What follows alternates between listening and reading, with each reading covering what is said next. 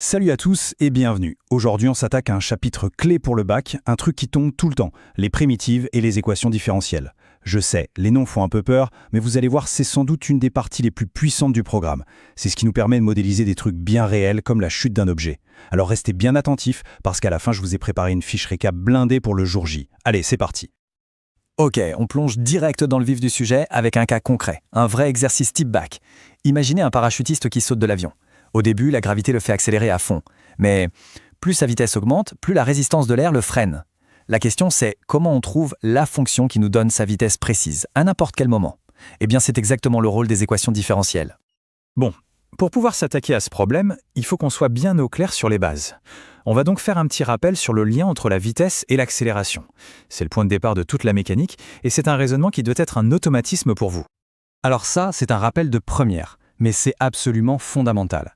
Si vous avez la fonction qui décrit la position d'un objet, vous la dérivez une fois et hop, vous obtenez sa vitesse. Vous dérivez encore une fois et vous avez son accélération. Pensez à ça comme descendre des étages. On part de la position, on descend à la vitesse, puis on descend à l'accélération. Plutôt simple, non? Et maintenant, voilà la vraie question qui nous intéresse. Dans notre problème de chute, la physique nous donne des infos sur l'accélération. Mais nous, ce qu'on veut connaître, c'est la vitesse. Il faut donc faire le chemin dans l'autre sens, remonter de l'accélération à la vitesse. Alors, comment on fait pour remonter les étages en mathématiques? Quelle est l'opération inverse de la dérivation? Eh bien, cette opération inverse, cet ascenseur mathématique, c'est précisément ce qu'on appelle une primitive. C'est l'outil magique qui va nous permettre de faire le chemin retour, de remonter de l'accélération jusqu'à la vitesse. C'est la deuxième grande idée de ce chapitre. Voilà la définition du livre, celle qu'il faut connaître. Une fonction, qu'on appelle grand F, est une primitive d'une autre fonction, petit f, si et seulement si, quand on dérive grand F, on retombe exactement sur petit f. C'est tout, c'est juste l'opération inverse. Au lieu de se demander quelle est la dérivée de cette fonction, on se demande quelle fonction faut-il dériver pour obtenir celle-ci. Attention, là c'est le point crucial sur les primitives, le truc à ne jamais oublier. On sait que la dérivée d'une constante, comme 5, 10 ou moins 1, c'est toujours 0. Du coup, si grand F est une primitive, alors grand F plus 5 est aussi une primitive, parce que le 5 va disparaître quand on dérive. Pareil pour grand F moins 100. C'est pour ça qu'on ajoute toujours ce fameux plus C. On ne trouve jamais une seule primitive, mais toute une famille de fonctions qui ont juste une constante d'écart.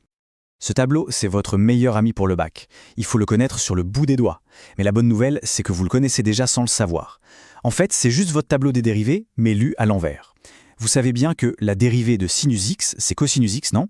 Eh bien, ça veut tout simplement dire qu'une primitive de cosinus x, c'est sinus x. C'est un simple jeu de miroir. D'accord? On sait maintenant ce qu'est une primitive. Mais pour notre problème de chute, la situation est un peu plus complexe. En fait, la force de frottement de l'air, elle dépend de la vitesse elle-même. La relation lie donc la fonction vitesse v de t à sa propre dérivée, v' de t. Et ça porte un nom. C'est une équation différentielle.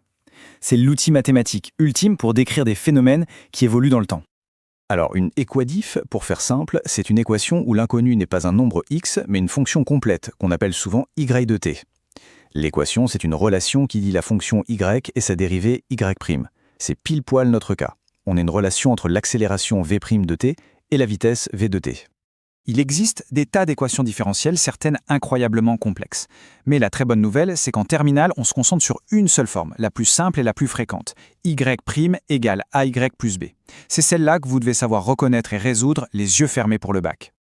Bon, maintenant on arrive au cœur de la machine. Comment on fait pour résoudre cette fameuse équation y' égale ax plus b? Il y a une méthode en plusieurs étapes, une sorte de recette de cuisine. Si vous la suivez à la lettre, vous ne pouvez pas vous tromper, c'est quasi automatique. Alors, suivez bien. Première étape, on résout ce qu'on appelle l'équation homogène, c'est-à-dire l'équation sans le plus b, juste y' égale ax. Ça c'est du cours, les solutions sont toujours de la forme c fois e puissance ax. Deuxième étape, on cherche une solution particulière de l'équation complète. Le plus souvent, une simple constante fait l'affaire. Troisième étape, la solution générale de notre équation, c'est tout simplement la somme des deux qu'on vient de trouver. Et enfin, l'étape 4, absolument cruciale, on utilise les conditions de départ du problème, par exemple la vitesse à l'instant 0, pour trouver la valeur exacte de notre constante c. Et là, on aura la solution unique à notre problème. Et voilà le résultat de cette méthode, la formule à connaître par cœur.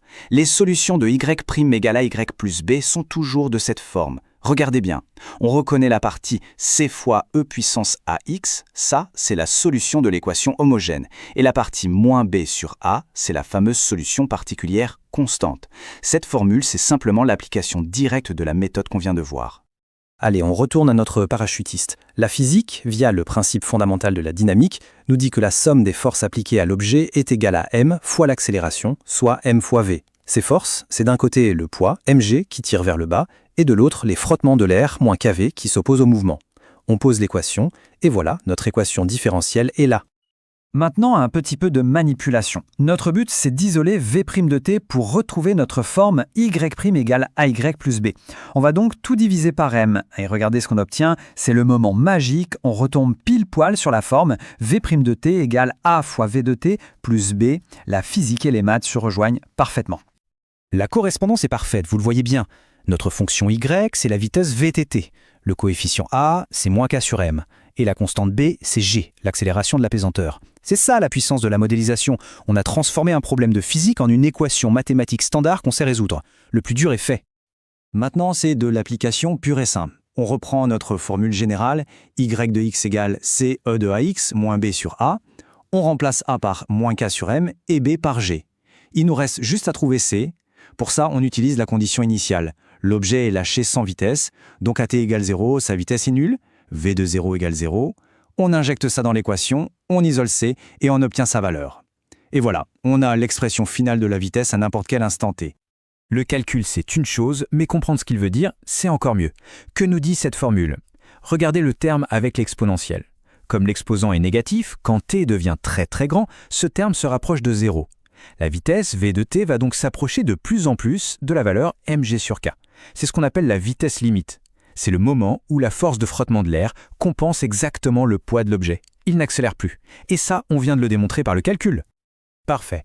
On a fait tout le tour du problème. Maintenant, pour être sûr que tout ça soit bien ancré, on va synthétiser les points absolument essentiels à retenir dans une fiche révision spéciale bac.